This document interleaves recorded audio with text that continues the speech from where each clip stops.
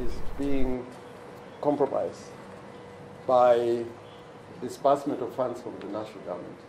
We've been discussing about it in the executive committee.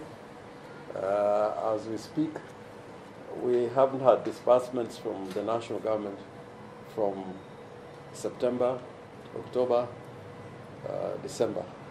But if you hear the conversation at national level, it is as if we are getting timely disbursements.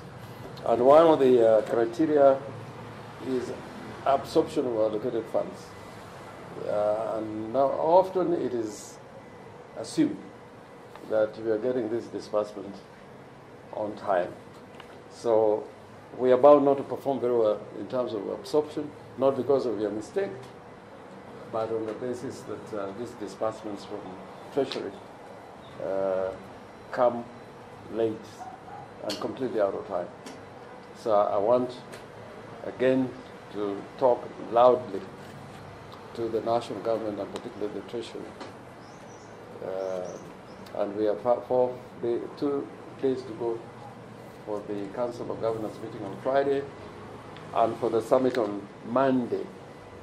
Unless the national government can comply with the constitutional requirement of disbursement of funds in a timely manner to counties. And looking at these parameters, some of them will be very difficult to achieve.